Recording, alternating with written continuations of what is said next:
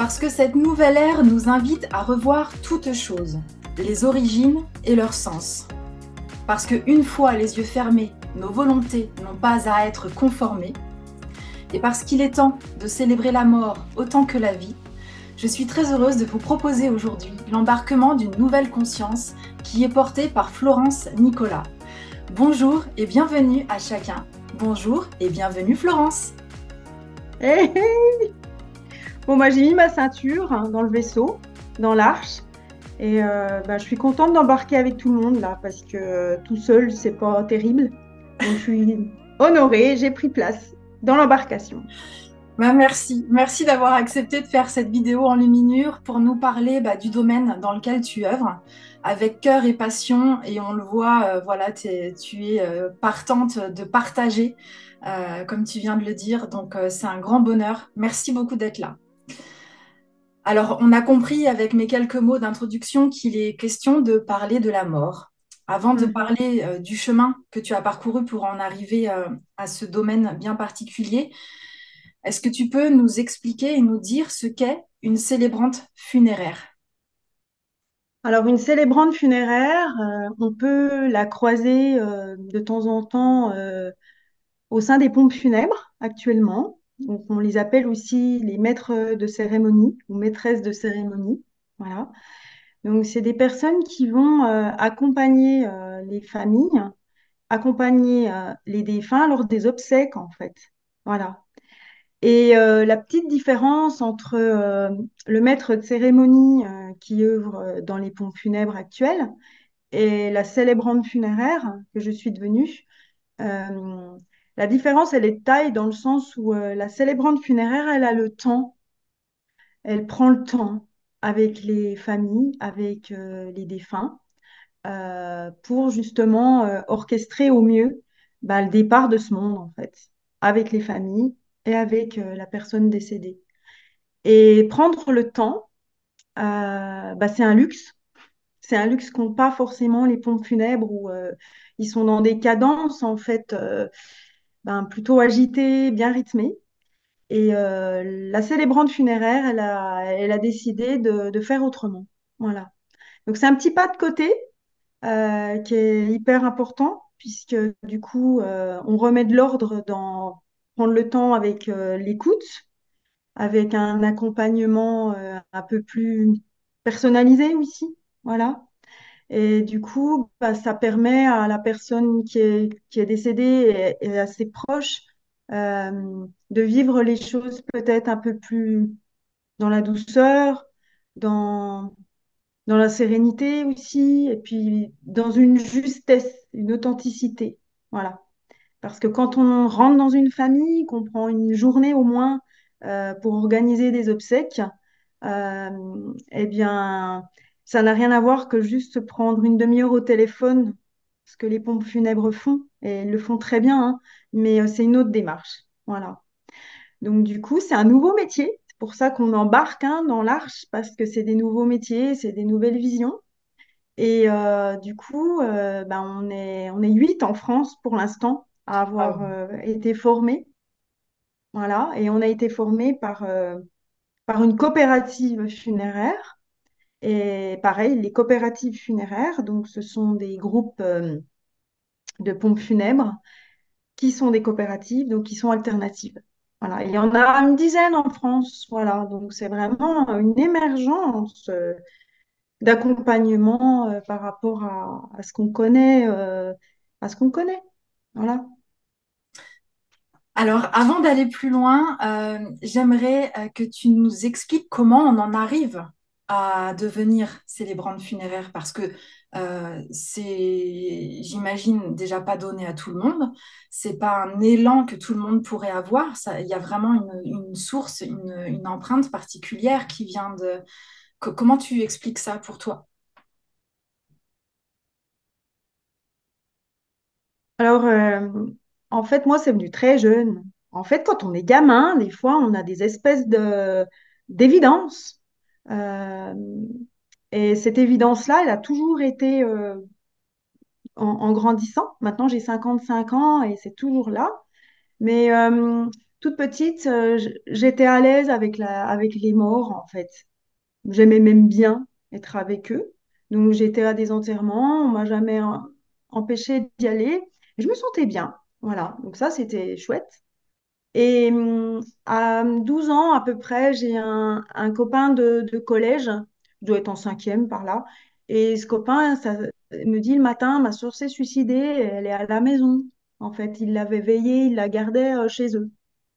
Et puis moi, en fait, à la fin de l'école, du collège, je suis allée avec mon camarade, puis je suis allée voir sa sœur qui était dans la maison, décédée. Et là, j'étais bien. Et en fait, ce qui s'est passé, c'est qu'il n'y avait pas de portable à l'époque, j'ai prévenu personne. Puis du coup, mes parents, ils m'ont retrouvée chez ce gars-là, puis ils ont paniqué en fait.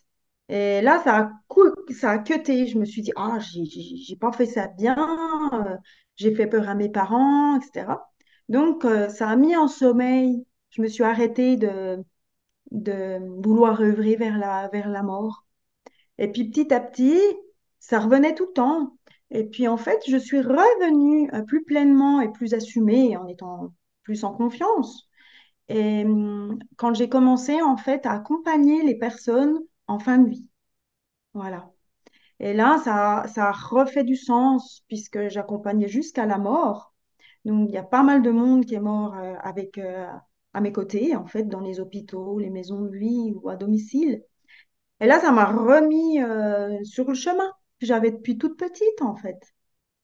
Et du coup, j'ai voulu aller plus loin parce que accompagner la fin de la vie, ben, jusqu'à la mort, ben, on a envie d'aller accompagner la mort, en fait. C'est logique. Alors maintenant, j'ai remis les bouts, j'ai recollé en fait les bouts, puis voilà, ça fait ça maintenant, c'est OK. C'est bien fluide, bien linéaire. Puis du coup, mes parents, c'est cool parce qu'ils ont envie que j'organise leur mort si je suis encore là. Fait que c'est cool. Ça a fait le petit boulot. Voilà, en gros, c'est ça. C'était évident à ma naissance que j'allais venir là. Puis ça me fait du bien, donc c'est correct, quoi. Mm.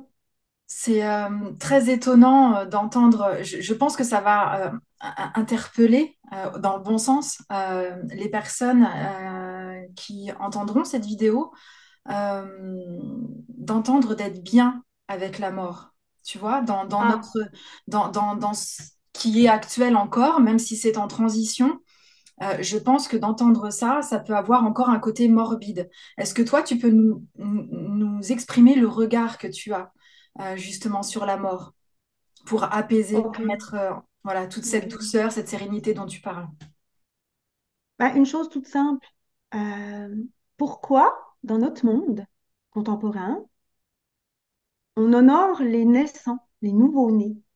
Pourquoi on aime être en compagnie des nouveau-nés? Voilà, ils arrivent, puis on les honore. On oublie même des fois d'honorer la maman, tu sais. Donc, on honore nos nouveau-nés et on est bien en leur compagnie. Eh bien, quand je suis à côté d'un mourant et d'un mort, je pense à ce nouveau-né-là, qu'il a été, en fait. Et à toute cette bienveillance, cette douceur, cette tendresse de maman, d'humain, tout simplement, qu'on va apporter à ce nouveau-né, eh bien, à la fin, on reconnecte avec le début, en fait. Et moi, quand je vois les morts, les mourants, c'est exactement cette sensation que j'ai. Et du coup, ben, je suis bien auprès des bébés, et je suis bien auprès des morts et des mourants, parce que c'est la même chose, en fait. C'est juste la forme, c'est juste le corps qui est différent. Mais un bébé et un nouveau-né et un mourant, ils ont la même sensation. Ils n'entendent rien. Un bébé n'entend pas grand-chose. Il voit que dalle. Puis un mourant, il voit que dalle. Et la seule chose qui qui ressentent fort, c'est le toucher. Voyez?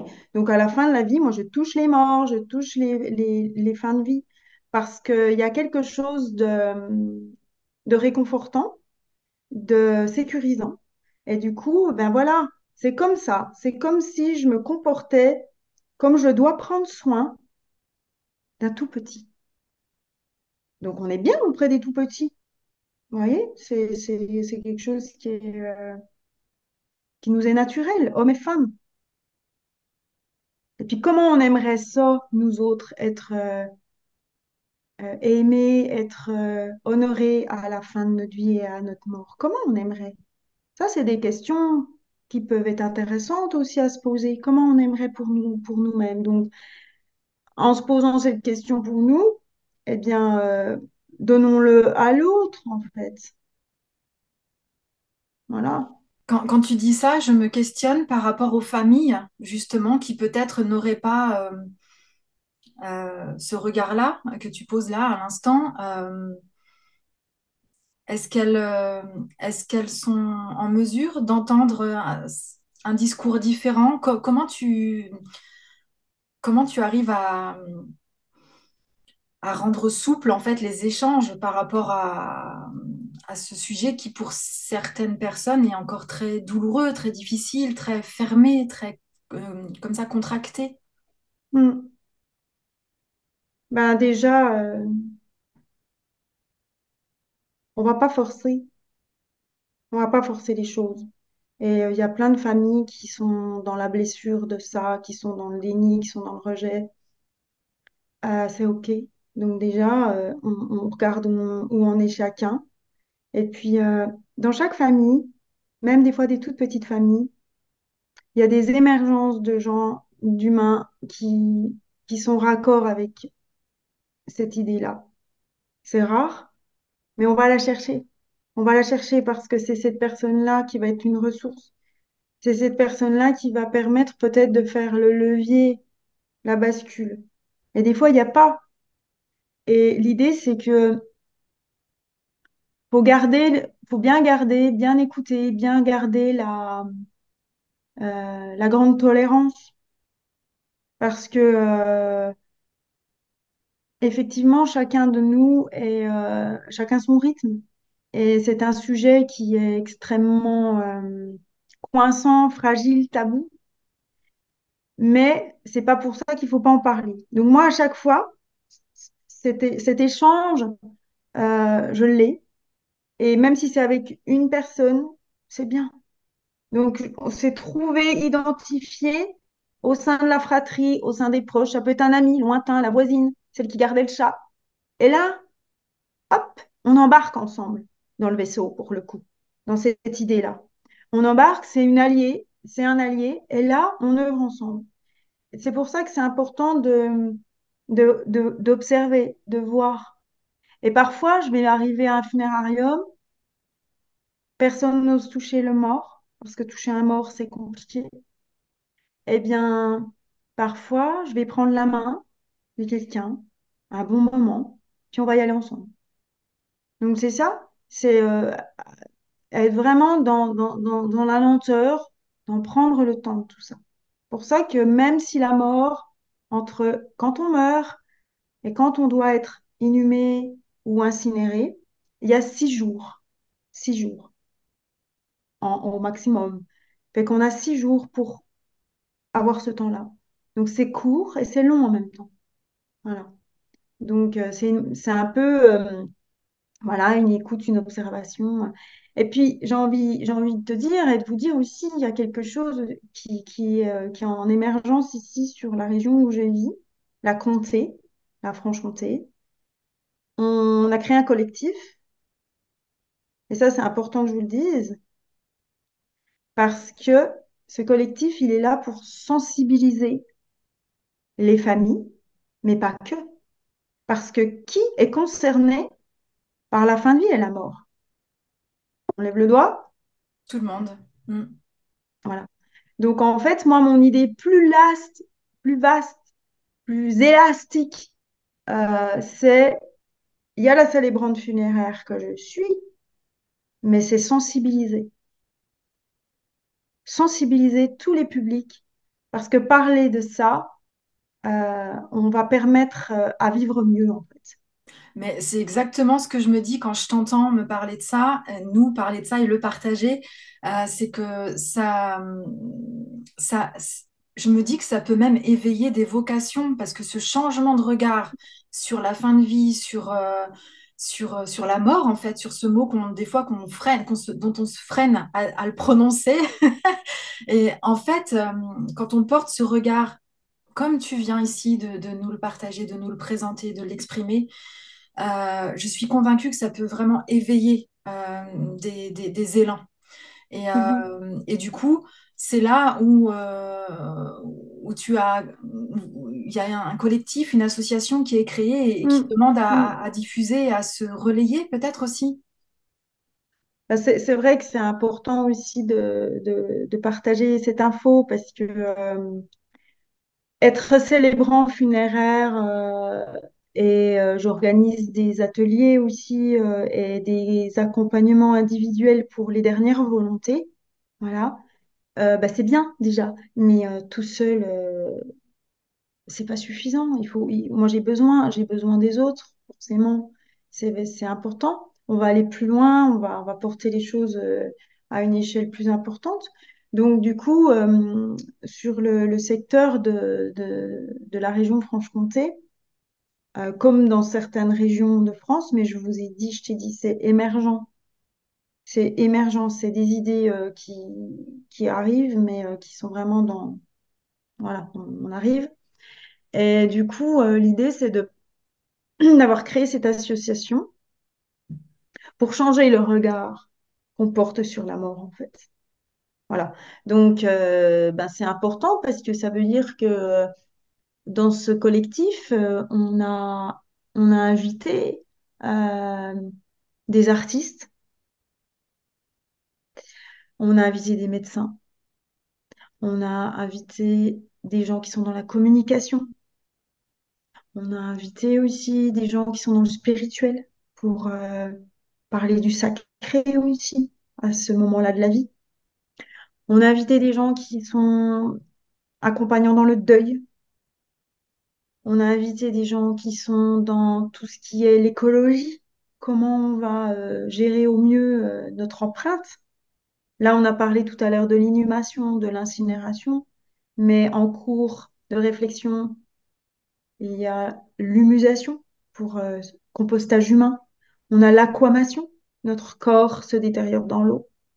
Donc il y a une vastitude et un univers autour du funéraire qui est large. Donc voilà, notre association qui s'appelle Label, comme un label, Label Mort, donc est née là il y a quelques semaines, quoi. Donc c'est vraiment des émergences. Et c'est important de pouvoir reléguer l'info. Donc vraiment merci à toi, Karine, parce que c'est pas rien. Et en fait, je suis très contente parce que ça fait des années que j'ai ce besoin de sensibiliser, euh, de parler de ça, de rassembler de la pensée et des actes. Et du coup, c'est maintenant. Voilà. Et merci, merci. Mm. Ben ouais, c'est chouette d'avoir attendu. Mais j'en avais marre, hein. Non, mais vraiment. Donc c'est bien parce que on est une cinquantaine de personnes quand même, hein. Ça Et oui, a c'est bien énorme, hein. bougé. Mm. Oui, oui, c'est bien. Et puis du coup, l'idée, c'est que, eh bien, ce qu'on propose, alors par exemple, tiens, j'ai quelque chose là, je sais pas si tu vois, Oui, café mortel. voilà. Donc ça, par exemple, le café mortel, eh ben, ça nous vient d'un anthropologue qui est suisse, hein, qui s'appelle Bernard Creta. Et ce gars-là, il était comme nous, il était atterré de voir que bah, la mort, ça dégage, on n'en veut pas, on aseptise, etc. Et du coup, il y a une vingtaine d'années, il a commencé à organiser ça. Et ça a fait des petits au Québec, et ça y est, ça fait des petits en France. Donc du coup, bah, on organise des cafés mortels, les ateliers dernière volonté, des événements autour de Vive la mort, voilà. Sachant que c'est triste, c'est gai, c'est dur, c'est léger, c'est vivant en fait. Mm. Avec là, on est en train dans les événements artistiques, on est en train de travailler sur réenchanter les cimetières. Enfin voilà, il y a beaucoup de choses. Mais voilà, ne nous dispersons pas, mais c'est quand même important de dire que ça existe. Voilà. Parce qu'il n'y en a pas beaucoup des collectifs comme ça en France, mais ça va venir. Voilà. Maintenant que c'est fait, moi je suis contente, je peux partir. Ça a remis de l'ordre par rapport à mon enfance, là je suis contente. Non, mais attends, pars pas parce que faut déjà qu'on se parle pour préparer le mien. Donc, non, non, Très c'est pas bien. comme ça. Non, c'est chouette, puis on va faire des relais, quoi, parce que moi l'idée c'est de ne pas garder ça pour moi. Hmm. Ça n'a aucun intérêt. Donc, bah voilà, l'association, on va pouvoir permettre à des personnes, justement, ce que tu disais tantôt, de ceux qui se sentent, et ben, de leur donner confiance et puis d'œuvrer ensemble, donc de former les gens. Et ça, c'est vraiment intéressant parce que l'idée, c'est que on met aussi dans le coup les vieilles institutions. Voilà.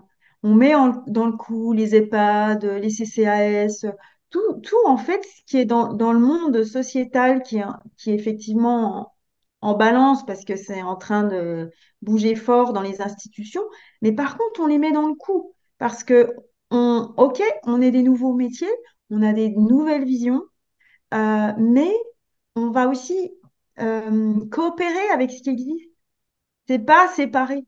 Voilà. Donc ça, c'est important aussi pour nous de pouvoir.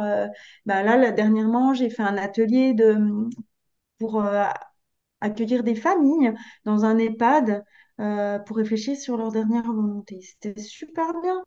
Et là, on était dans un EHPAD très classique et ça l'a fait, quoi.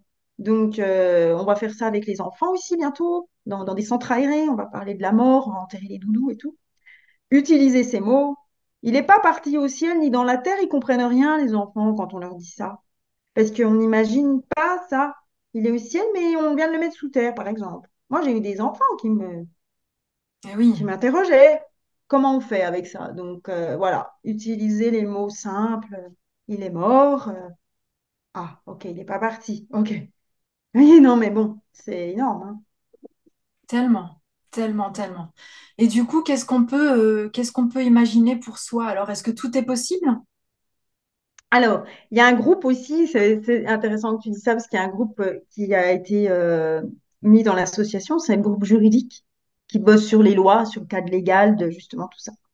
Et en fait, on se rend compte que quand on redonne le pouvoir aux gens, quand on redonne le pouvoir aux personnes en fin de vie ou aux familles pour enterrer leur mort, euh, quand on les informe, on a le droit de faire plein de choses. En fait, c'est incroyable. On est mal informé.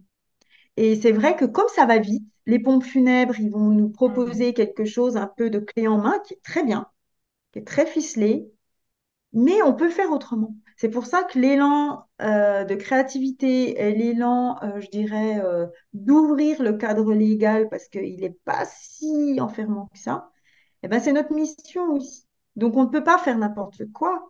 Mais par exemple, si tu as envie, hein, je sais que tu as un jardin, tu as peut-être des arrosoirs. Donc, si tu as un arrosoir que tu aimes bien, qui fait 3,5 litres, et si tu as envie de te faire incinérer, Karine, tu peux mettre tes cendres dans ton arrosoir que tu aimes bien et le mettre dans ton jardin. Ça, c'est possible. Tu vois, l'urne funéraire, elle est incroyablement créative. Par exemple, pour enterrer une mamie qui a un vieux plaid, ben, il est un peu déchiré, tu sais, la mamie qui va faire du patchwork au crochet. Son vieux patchwork qu'elle met devant sa téloche, tout ça. Eh bien, au lieu de mettre dans son cercueil le capiton satiné que proposent les pompes funèbres, eh ben, on va mettre son plaid en crochet. Ah ouais, c'est super. Et voilà. Et la Josette, elle part avec son plaid en crochet. Et là, ben, Mais ça a oui, du sens. mais oui, Tu vois, tellement. il y a plein de choses comme ça. C'est très vaste. Et du coup, nous, on va permettre aux familles de se réapproprier, en fait. C'est pour ça que c'est chouette de pouvoir en parler avant. Et oui, parce que du coup, on va mettre de la vie, on va aussi apprendre à se connaître. Dans les dernières volontés, les gens, ils me disent, mais non, mais moi, je sais pas, c'est quoi qui me ferait du bien, c'est quoi qui ferait du bien aux autres, je sais pas. Donc, du coup, ça vraiment, on vient chercher qui on est, c'est quoi l'essentiel, parce que dans le cercueil, on ne peut pas non plus mettre tout. Donc, c'est quoi l'essentiel? C'est quoi la valise? Moi, l'atelier des dernières volontés, je l'appelle la valise du dernier voyage. Et les gens, je leur demande d'amener une valise.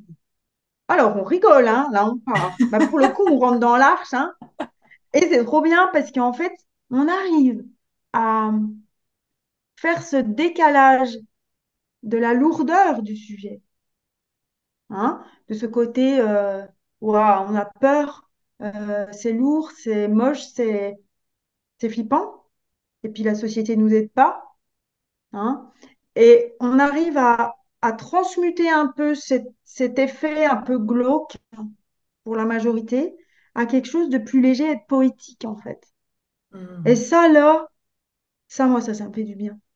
Parce que du coup, les gens, bah, ils vont repartir avec. C'est pas forcément la grosse banane, youpi, c'est pas ça, hein, mais ils vont repartir avec un peu de. On a fait un pas de côté par rapport à ça. Et ça, c'est ma mission et c'est la mission de l'asso aussi, de changer ce regard qui est pétrifié dans le marbre. C'est ça, exactement. Hein? Vous Mhm. voyez, les cimetières, Mhm. hein, on est pétrifié là-dedans. Donc, eh ben, on peut faire des pierres tombales autrement qu'en marbre. Et on peut changer ce regard pétrifié avec un regard un peu plus vibrant, un peu plus vivant, quoi. Donc, voilà. En restant dans ce cadre juridique ouais, qui est important, bien sûr. Comme on a dit, on est on a choisi d'être dans ce monde-là. On est en Europe avec ce cadre juridique et en le respectant, on peut malgré tout arriver à sortir de cette croyance un peu marbrée, là. Bien dense et bien lourde. Voilà. Donc, Mais oui, on peut s'offrir en fait un moment. Alors, on choisit pas de quand il arrive, mais on peut le choisir de la forme, du coup. Et on peut choisir aussi ce que l'on offre à ceux qui seront là. Euh, oui, parce que bah, c'est toujours le moment le plus difficile et pour ceux qui restent. Et, oui, et si ce moment-là peut être dessiné et préparé de façon à ce que ce soit pensé aussi pour ces gens qui restent, je trouve que c'est aussi un beau message. oui. C'est vraiment important de s'occuper des vivants. Donc, en s'occupant de notre propre mort, en y songeant, les dernières volontés, en parlant aussi avant de mourir, voyez, eh bien, on va préparer et soi et les vivants. Et c'est vraiment chouette de pouvoir le faire, ben, je sais pas, quand on a 15 ans. Parce qu'on ne sait pas quand on meurt. On ne Exactement. sait pas. Mm. Moi, je le dis aux jeunes, je dis, ben oui, ça, c'est un peu bizarre de parler de la mort, de sa propre mort quand on a 20 ans. Mais on ne sait pas quand ça s'arrête. Donc, de temps en temps, voilà, autour d'une bière avec les jeunes, je ne me gêne pas, hein. Je me gêne pas. Les morts subites sont très bonnes en bière, hein. Et en plus, les cafés mortels, tout ça, c'est drôle. Euh, on fait plein de choses drôles parce que on insuffle de l'art dedans. Je m'associe toujours avec un artiste ou quelqu'un qui aime l'art, qui aime le beau, qui aime enluminer. Voilà. Et Mm. ça, c'est super parce que ça met des empreintes, des traces. Là, Claire, qui est en ce moment dans ses petites empreintes, eh bien, on veut laisser des traces de nos cafés. Donc, les gens, ils repartent avec quelque chose d'artistique qu'ils créent eux-mêmes. Pour justement aussi faire ces passerelles entre la mort, c'est pas que des gueux, glow, une décomposition, des médicaments, du sang. C'est aussi ça. C'est aussi ça. Donc voilà, c'est mêler bah, tout ce vivant et du coup ça c'est vraiment c'est pour ça on fait des pas de côté quoi parce que c'est pas ce qui est présenté actuellement Non, mais tu mais c'est vois pas à quel point ce pas de côté assumé véhicule tant de mouvements. Mm, C'est incroyable et en plus assumé parce que profondément incarné et senti en toi depuis si longtemps. oui. Euh, Tu vois, c'est hyper fluide, c'est passionnant de t'écouter. C'est passionnant. Mm, Ça s'imprègne tout de suite, tu vois. mhm. Donc, merci. Mais Mm, c'est vraiment intéressant ce que tu dis parce que je pense que, en fait, c'est simple. On a juste perdu la mémoire. On en a déjà parlé, Karine, de ça, tu mm, sais. En fait, on a perdu la mémoire, on a perdu les rituels. Et en fait, je crois que ce qui est important, c'est que chacun de nous, on a des connaissances par rapport à la mort, hein, des mémoires, comment faisaient nos grands-parents. Il y a 50 ans, comment on enterrait les gens? Les gens, ils étaient dans leur maison, ils n'étaient pas tout seuls dans un funérarium ou quoi. Moi, j'ai vraiment de la misère à laisser les gens dans le funéraire. Quand on ferme à 19 h, j'ai dit, voyons, il faut qu'on dorme là, les gars, là, tu sais. C'est compliqué. Bon, non mais sérieux, donc on a coupé avec nos mémoires, nos rituels, nos rites, tout simples. Et ça, c'est valable dans tous les domaines, tous les domaines. Donc retrouvons la mémoire dans un monde effectivement plus technologique. Là, on est en train de se parler, on est à 600 bornes l'une de l'autre, génial. Mais de remettre quand même à l'ordre du jour dans tous les domaines de la vie, la mort, ben, ils faisaient comment? Sans aller chercher ce qu'ils font chez les Amérindiens, en Amazonie, en Corée, c'est super intéressant. Mais on est où là? On est en France. Donc, rien que déjà ça. Donc, le groupe spirituel là dans l'assaut, ils bossent là-dessus, sur comment on faisait avant. Et on va remettre un peu ça au bout du jour. Donc, voilà. Déjà, rien que ça, c'est wow, énorme. On sent la vivance en pleine action, le feu, Ah, mais la tellement. Moi, passion. mais oui, mais après, moi, j'ai du mal avec. Je lis pas, je ne lis pas. Donc, ne m'envoyez pas de bouquins. Je ne lis plus depuis 15 ans. Euh, je regarde pas les vidéos, sauf des fois celle de Karine et encore. Pas très souvent. J'espère que je vais quand même regarder celle qu'on est en train de faire, mais je ne suis pas sur les réseaux, etc. Donc, du coup, je suis ailleurs, je suis quelque part ailleurs, évidemment. Donc, c'est vrai que le côté dans l'action, dans les choses basiques, simples, là, par exemple, ben, il y a un truc aussi qui me touche beaucoup, c'est les gens qui meurent dans la rue. Bon, ben voilà, là, on est en train de bosser là-dessus, quoi. Donc, on va dans la rue, on s'interroge, qu'est-ce qu'ils font pour ces gens-là, on va voir les gens. Donc, voilà, c'est vraiment être voilà, debout, marcher, avancer avec ça, quoi. Donc c'est vrai que voilà, je vais pas écrire de bouquin, mais voilà, chacun. J'avais envie de te demander en fin de cette navigation-là, quel encouragement ou quel mot, quel, ouais, quel élan tu as envie de partager pour finir, même si tu as déjà partagé beaucoup de choses qui viennent nous élever. Mais c'est oser, quoi.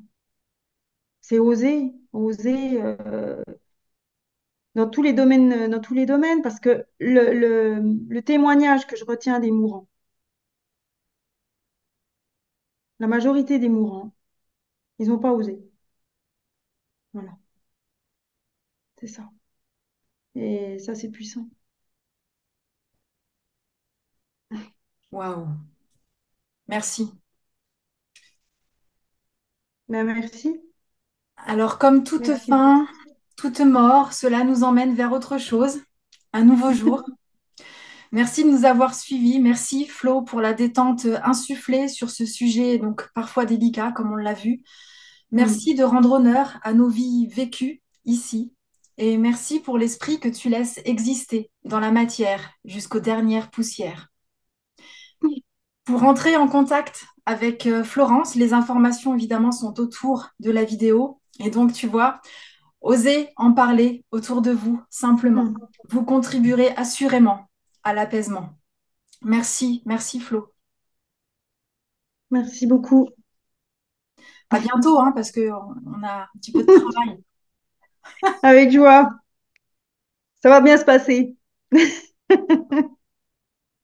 Bye bye.